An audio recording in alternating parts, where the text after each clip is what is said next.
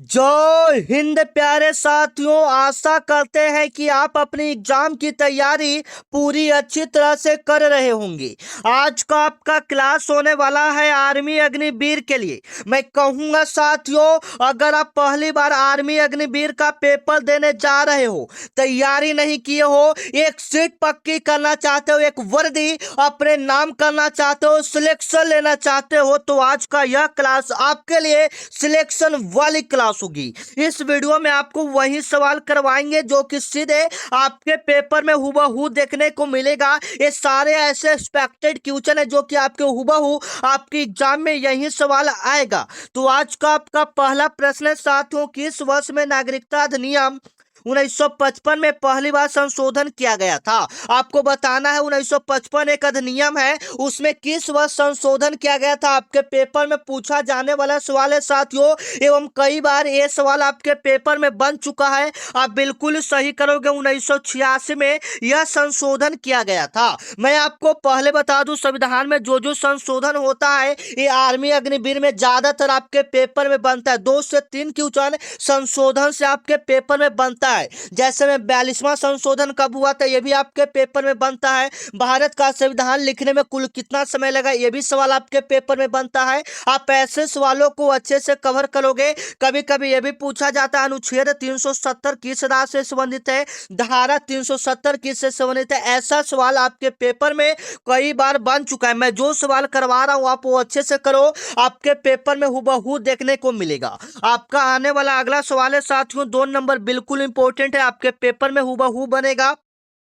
किस वायसराय के कार्यकाल के दौरान इलवट बिल विवाद हुआ था? आपको बताना है कि किस वायसराय के कार्यकाल के दौरान इलवट बिल विवाद पारित हुआ था। बिल्कुल सही करोगे, लॉर्ड रिपन के कार्यकाल में। बी ऑप्शन आप क्या करोगे, बिल्कुल सही करोगे, जो कि सीधे आपके पेपर में हुबहू देखने को मिलेगा।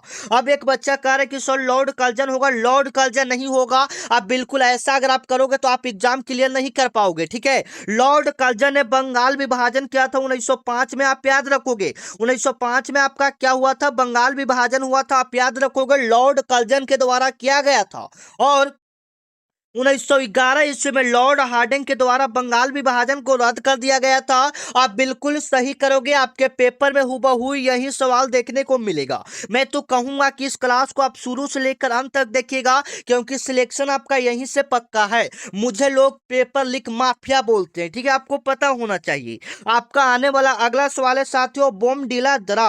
बोमडिला दर्रा भारत के किस राज्य में स्थित है साथियों? आप याद रखोगे, बोमडिला दर्रा, यहां से भी आपके पेपर में कई बार सवाल बन चुके हैं, एवं इस बार आपके पेपर में सवाल बनेगा।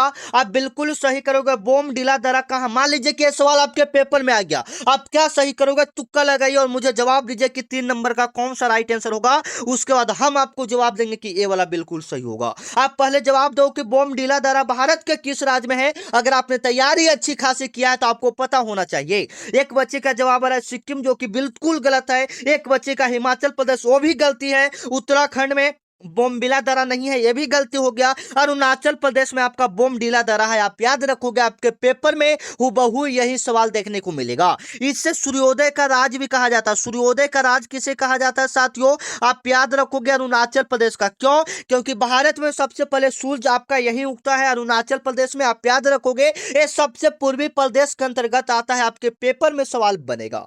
आपका आने वाला अगला सवाल है साथियों, 4 नंबर आपका सवाल है कि भारतीय संविधान के किस अनुसूची में दल बदल विरोधी कानून किया गया है? आपको बताना है कि दल बदल विरोधी कानून किस अनुसूची के अंतर्गत आता है। मैं आपको बता दूं, संविधान में टोटल 12 अनुसूची है। कितना है? 12 अनुसूची है, आप याद रखना। आपके पेपर में पूछेगा कि संविधान में कुल कितने अनुसूची हैं, 12 अनुसूची है। कितने अनुच्छेद है? तो 395 अनुच्छेद है, आप याद रखना, आपके पेपर में हुबहू बनेगा, ठीक है ना, एकदम इंपॉर्टेंट है। आप याद रखोगे, दल बदल जो कानून है वो 10वीं अनुसूची के अंतर्गत आता है। क्या अनुसूची के अंतर्गत आता है? 10वां आपके पेपर में बनेगा। और 8वीं अनुसूची के अंतर्गत आपका भाषा आता है। पूछा जाता है कि भाषा किस अनुसूची के अंतर्गत आता है, तो 8वीं अनुसूची के अंतर्गत आता है। आप याद रखना, जो जो सवाल आपके पेपर में बनेगा मैं वही सवाल आपको करवा रहा हूं, आप जवाब देते चलिएगा। चलो, आपका आने वाला अगला सवाल है साथियों, निम्नलिखित में से किसे भारतीय शांति का जनक कहा गया? अगर आपको पता है कमेंट में जवाब आना चाहिए कि किसे भारतीय अशांति का जनक माना जाता है। आप बिल्कुल सही करोगे साथियों, आपके पेपर में पूछा जाएगा। बाल गंगाधर तिलक को भारतीय शांति का जनक कहा जाता है।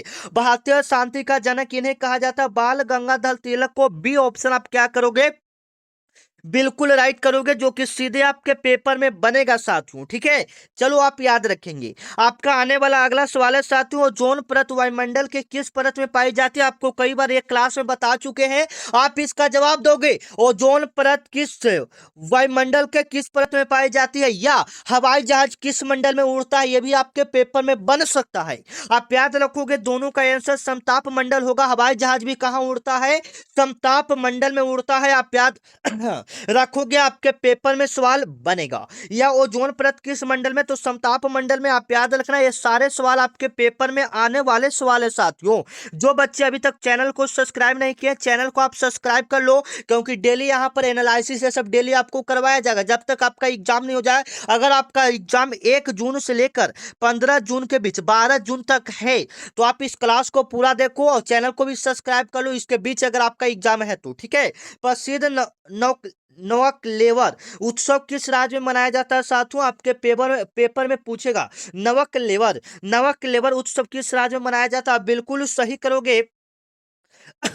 बिल्कुल सही करोगे आप, ओडिशा में। नवलेकवर उत्सव किस राज्य में मनाया जाता है? ओडिशा में। ए ऑप्शन आपका क्या होगा? बिल्कुल राइट होगा, जो कि आपके पेपर में हुबहू देखने को मिलता है। इसी प्रकार से मोहिनीअट्टम पूछेगा, उत्सव कहाँ मनाया जाता है? केरल में। आप याद रखोगे। कुचिपुड़ी कहाँ का हो जाएगा? आंध्र प्रदेश का हो जाएगा। असम कहाँ का ओनम ओनम कहाँ का हो जाएगा? ये सब सारे सवाल आपके पेपर में बनते हैं साथियों, तो आप बिल्कुल अच्छे से कवर करोगे। आपका आने वाला अगला सवाल है कि बेन सांग ने किस विद्यालय में अध्ययन किया था? ये इंपॉर्टेंट सवाल है, आप बिल्कुल सही करोगे। बेन सांग काफी प्रसिद्ध यात्री थे, इनको बताना है कि यह किस विश्वविद्यालय में अध्ययन यानी पढ़ाई किए थे, तो आप बिल्कुल सही करोगे, नालंदा विश्वविद्यालय में।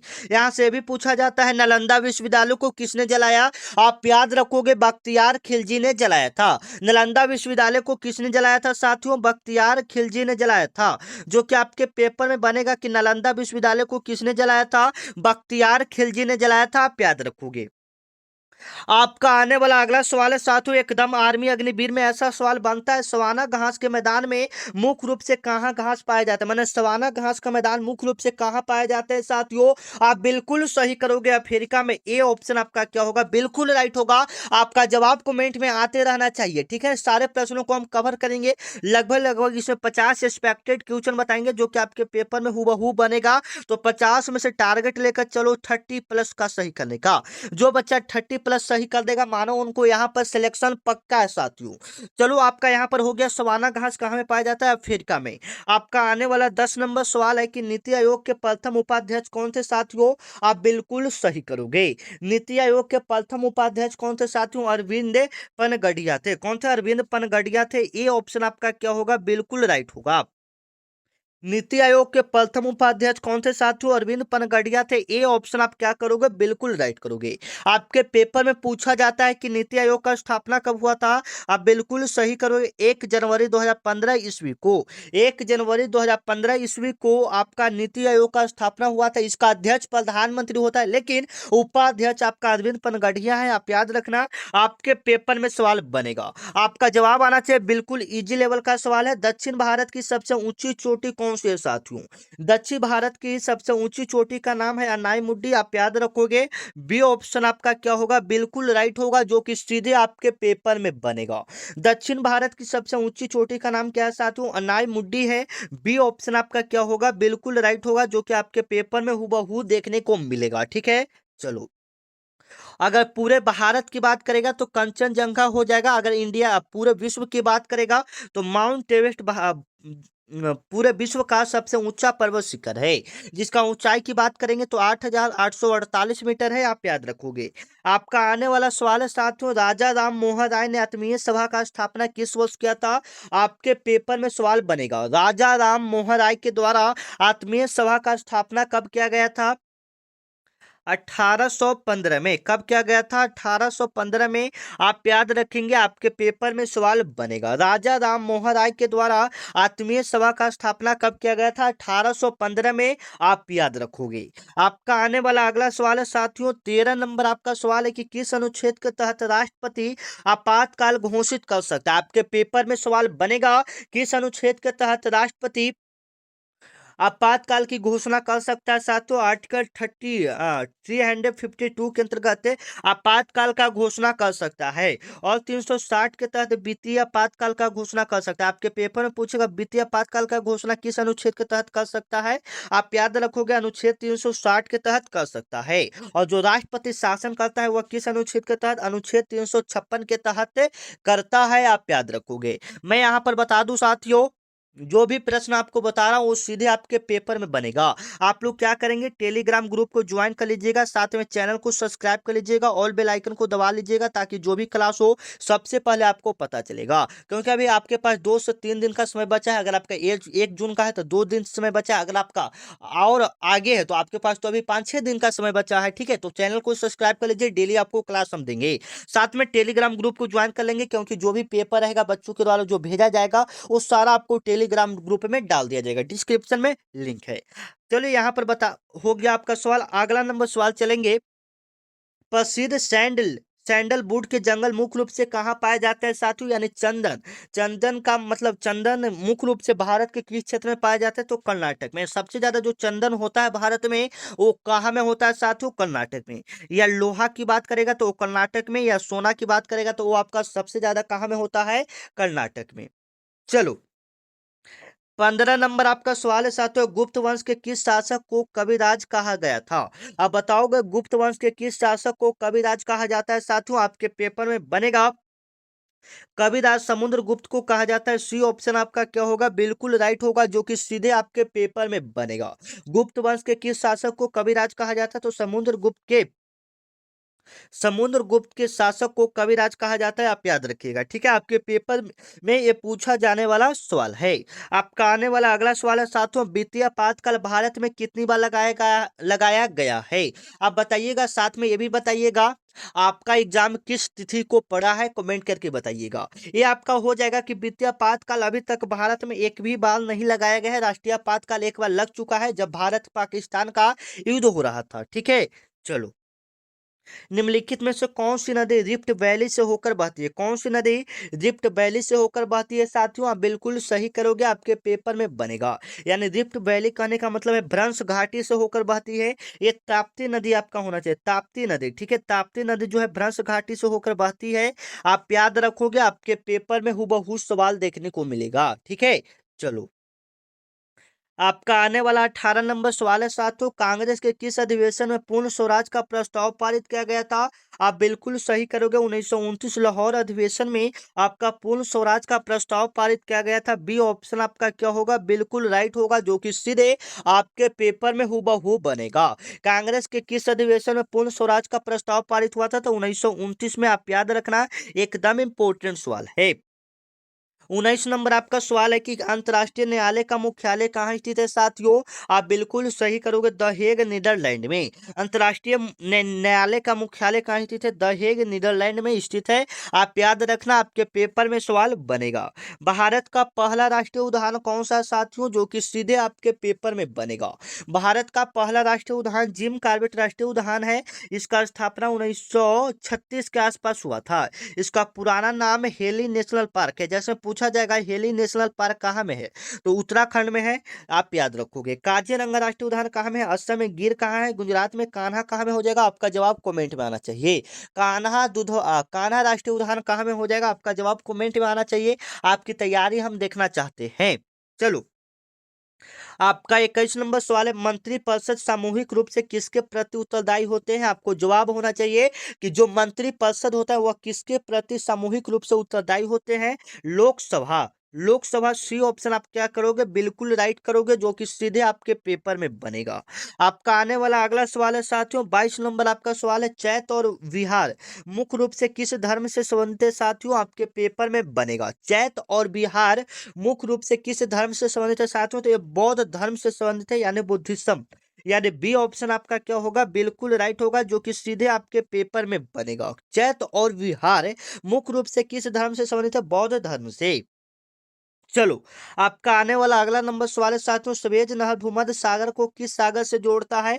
आप बिल्कुल सही करोगे साथियों, रेड महासागर यानी लाल महासागर से सवेज नहर भूमध्य सागर को जोड़ता है। लाल सागर जो है सवेज नहर को भूमध्य सागर से जोड़ता है। आप याद रखना, आपके पेपर में हुबहू यही सवाल देखने को मिलेगा। आपका आने वाला अगला सवाल है साथियों, पंचायती राज व्यवस्था को संवैधानिक दर्जा किस संशोधन द्वारा दिया गया था साथियों। आप बिल्कुल सही करोगे, 73वां संविधान संशोधन द्वारा। सी ऑप्शन आपका क्या होगा, बिल्कुल राइट होगा, जो कि सीधे आपके पेपर में बनेगा। पंचायती राज को संवैधानिक दर्जा किस संशोधन में, तो 73वां संशोधन में, आप याद रखोगे। आपका आने वाला अगला सवाल है, प्रसिद्ध हॉर्नबिल महोत्सव किस उत्तर पूर्वी राज्य में मनाया जाता है। आपको बताना है कि प्रसिद्ध हॉर्नबिल महोत्सव किस उत्तर पूर्वी राज्य में मनाया जाता है साथियों। आप बिल्कुल सही करोगे साथियों, ये नागालैंड में मनाया जाता है। कहाँ में मनाया जाता है, नागालैंड में। प्रसिद्ध हॉर्नबिल महोत्सव को त्योहारों का त्योहार भी कहा जाता है। त्योहारों का त्योहार किसे कहा जाता है, त्योहारों का त्योहार किसे कहा जाता है, नागालैंड को कहा जाता है। बी ऑप्शन आपका क्या होगा, बिल्कुल राइट होगा। चलो, इब्रू बतूता किसके शासन काल में भारत आया था। आपको बताना है, इब्र बतूता किसके शासन काल में भारत आया था, तो मोहब्बत बिन तुगलक के शासन काल में भारत आया था। बी ऑप्शन आप क्या करोगे, बिल्कुल सही करोगे, जो कि आपके पेपर में हुबहू यही सवाल देखने को मिलेगा। आपका आने वाला अगला सवाल है साथियों, जोग जलप्रपात किस नदी के तट पर स्थित है साथियों। आपके पेपर में सवाल हुबहू देखने को मिलेगा। आप बिल्कुल सही करोगे, जो जोग जलप्रपात है यह किस नदी पर स्थित है, तो शरावती नदी पर स्थित है। ए ऑप्शन आपका क्या होगा, बिल्कुल राइट होगा। जोग जलप्रपात किस नदी पर बना हुआ है साथियों, शरावती नदी पर बना है। आप याद रखोगे, जोग जलप्रपात किस नदी पर बना है, शरावती नदी पर बना है। ए ऑप्शन आपका क्या होगा, बिल्कुल राइट होगा। और यह भारत का सबसे ऊंचा जलप्रपात है, आप याद रखिएगा। आपका आने वाला अगला सवाल है कि भारतीय संविधान का अनुच्छेद 21 का संबंध किससे है साथियों। आप बिल्कुल सही करोगे, अनुच्छेद 21 का जो संबंध है ये शिक्षा के अधिकार से है। बी ऑप्शन आप क्या करोगे, बिल्कुल राइट करोगे, जो कि सीधे आपके पेपर में पूछा जाएगा। अनुच्छेद 21 ए का संबंध किससे, तो शिक्षा के अधिकार से। आप याद रखिएगा, आपके पेपर में सवाल बनेगा। महात्मा गांधी जी ने भारत में अपना पहला सत्याग्रह कहाँ शुरू किया था साथियों। आप सभी को पता होगा, महात्मा गांधी जी के द्वारा भारत में किया गया पहला आंदोलन चंपारण सत्याग्रह था। आप याद रखोगे। और एक कब किया गया था, 1917 में किया गया था। कहाँ में किया गया था, पश्चिमी चंपारण में किया गया था। क्यों किया गया था, क्योंकि अंग्रेज ने नील की खेती करना अनिवार्य कर दिया था। इसको बुलाया कौन था, महात्मा गांधी जी को बुलाया कौन था, ये भी आपके पेपर में पूछा जाता है। बिल्कुल सही करोगे, राजकुमार शुक्ला। किसने बुलाया था, राजकुमार शुक्ला। आप याद रखना, आपके पेपर में सवाल बनेगा, राजकुमार शुक्ला ने बुलाया था। आपका आने वाला अगला सवाल है साथियों, विश्व की सबसे गहरी झील कौन सा, विश्व की सबसे गहरी झील कौन सा है साथियों। लेक झील हो जाएगा, बताइएगा। लेक बैकाल झील हो जाएगा। बी ऑप्शन आपका क्या हो जाएगा, बिल्कुल राइट होगा, सबसे गहरी झील बैकाल झील। ठीक है, आप याद रखिएगा, आपके पेपर में सवाल यहां से हुबहू आपको देखने को मिलेगा। आपका 31 नंबर सवाल है साथियों, अस्पृश्यता का उन्मूलन संविधान के किस अनुच्छेद में है। अस्पृश्यता यानी छुआछूत का संबंध किस अनुच्छेद से साथियों, तो अनुच्छेद 17 से। सी ऑप्शन आपका क्या होगा, बिल्कुल राइट होगा, जो कि सीधे आपके पेपर में बनेगा। शिवाजी महाराज के मंत्रिमंडल को क्या कहा जाता था, बताइएगा। शिवाजी महाराज का जो मंत्रिमंडल था उसको क्या कहा जाता था साथियों, आपको पता होना चाहिए। अष्टप्रधान कहा जाता था। क्या कहा जाता था, अष्टप्रधान कहा जाता था। आप याद रखना, आपके पेपर में सवाल बनेगा, क्या कहा जाता था, अष्टप्रधान कहा जाता था। आपके पेपर में सवाल बनेगा। माउंट एवरेस्ट को नेपाल में किस नाम से जाना जाता है साथियों। आप याद रखोगे, नेपाल में माउंट एवरेस्ट को सागर माथा के नाम से जाना जाता है। अगर उसी पर्वत को अगर हम चीन में कहेंगे तो चोमोलुंगमा। चीन में माउंट एवरेस्ट को चोमोलुंगमा के नाम से जाना जाता है, आप याद रखोगे। इसकी ऊंचाई की बात करें तो 8,848 मीटर इसका ऊंचाई है, जो कि विश्व की सबसे ऊंची पर्वत श्रृंखला के अंतर्गत आता है। आपका आने वाला अगला सवाल है, लोकसभा का अध्यक्ष अपना इस्तीफा किसे सौंपता है। अगर लोकसभा का अध्यक्ष जो स्पीकर है उसको अपना इस्तीफा देना है तो वह किसको सौंपेगा साथियों। आप बिल्कुल सही करोगे, जो उसका उपाध्यक्ष रहेगा, लोकसभा के उपाध्यक्ष को सौंपेगा। सी ऑप्शन आपका क्या होगा, बिल्कुल राइट होगा साथियों, जो कि सीधे आपके पेपर में हुबहू देखने को मिलेगा। प्रार्थना समाज का स्थापना किसने किया था, यह सवाल आपके पेपर में बनेगा। आत्मारंग पांडुरंग ने प्रार्थना समाज का का स्थापना किया था? यहाँ से आपके पेपर में बनेगा आर्य समाज का स्थापना किसने किया था? स्वामी दयानंद सरस्वती ने आर्य समाज का स्थापना किया था। सत्यशोधक समाज का स्थापना ज्योतिराव फुले ने किया था। आप याद रखना, आपके पेपर में सवाल बनेगा। डाउन सिंड्रोम से प्रभावित व्यक्ति में कितने गुणसूत्र होते हैं? जो व्यक्ति डाउन सिंड्रोम से प्रभावित होगा उसमें कितने गुणसूत्र होंगे साथियों? आप याद रखिएगा। तो उसमें 47 गुणसूत्र होगा। आप याद रखिएगा, आपके पेपर में हूबहू सवाल बनेगा। सौर मंडल का सबसे गर्म ग्रह कौन सा है साथियों? आप बिल्कुल सही करोगे, शुक्र यानी वेनस। बी ऑप्शन आपका क्या होगा? बिल्कुल राइट होगा, जो कि सीधे आपके पेपर में बनेगा।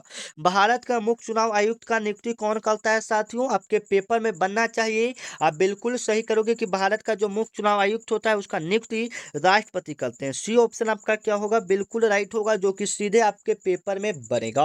आपका आने वाला अगला सवाल की ओर चलते हैं। 39 नंबर सवाल की बक्सर का युद्ध किस वर्ष लड़ा गया था साथियों? आप बिल्कुल सही करोगे, 1764 में। बक्सर का युद्ध किस वर्ष लड़ा गया था? 1764 में। आप याद रखना, एकदम इंपॉर्टेंट है, आपके पेपर में सवाल बनेगा। बक्सर का युद्ध कब लड़ा गया था? 1764 में। चलो, 40 नंबर सवाल है, सरिस्का राष्ट्रीय उद्यान कहाँ स्थित है साथियों? आप बताइएगा, सरिस्का राष्ट्रीय उद्यान कहाँ में हो जाएगा? आपके पेपर में पूछता है। आप बिल्कुल सही करोगे, राजस्थान में। सरिस्का राष्ट्रीय उद्यान कहाँ में हो जाएगा? राजस्थान में। आपका आने वाला अगला सवाल है कि किस संशोधन द्वारा मौलिक कर्तव्यों को जोड़ा गया था साथियों? 42वां संशोधन द्वारा। शुरुआत में ही आपको बताया था कि संशोधन से 1 से 2 प्रश्न आपके पेपर में बनेगा। 42वां संशोधन, बी ऑप्शन बिल्कुल राइट। प्रसिद्ध जैन मंदिर दिलवाड़ा मंदिर कहाँ स्थित है? जो प्रसिद्ध जैन मंदिर दिलवाड़ा है वो कहाँ में स्थित है साथियों? माउंट आबू में। कहाँ में है? माउंट आबू में। ये ऑप्शन आपका क्या हो जाएगा? बिल्कुल राइट हो जाएगा, जो कि सीधे आपके पेपर में सवाल बनेगा। आपका आने वाला अगला सवाल है साथियों, गरजता चालीसा। गरजता चालीसा क्या है बताना है आपको। गरजता चालीसा क्या है साथियों? आपके पेपर में बनेगा। 43 नंबर एकदम इंपॉर्टेंट सवाल है, हूबहू आपके पेपर में सवाल बनेगा। ठीक है, याद रखोगे। गरजता चालीसा क्या है? तो यह एक पछुआ हवा है। क्या है? एक इसका नाम है पछुआ हवा है, एक प्रकार का। ठीक है, चलो। राज्यसभा का पदेन सभापति कौन होता है साथियों?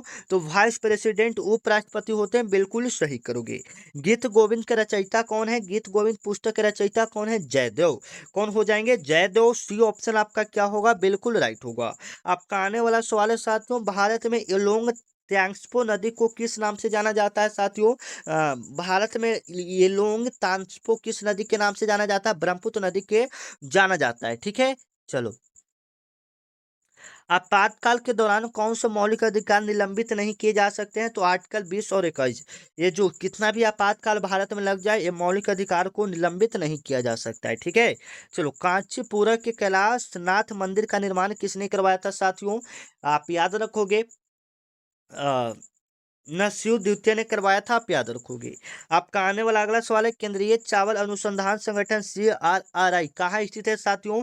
कटक में। कटक उड़ीसा में। ठीक है, चलो। वित्त आयोग का गठन संविधान के किस अनुच्छेद के तहत किया जाता है साथियों? आर्टिकल 280 के तहत किया जाता है वित्त आयोग का गठन। चलिए, मिलते हैं नेक्स्ट वीडियो में, तब तक के लिए जय हिंद और best of luck your Agniveer exam. जब भी आपका एग्जाम है, आपकी एग्जाम के लिए बेस्ट ऑफ लक। आपने कितना स्कोर किया कमेंट में जरूर बताइएगा। ठीक है, मिलते हैं नेक्स्ट वीडियो में, तब तक के लिए जय हिंद, वंदे मातरम।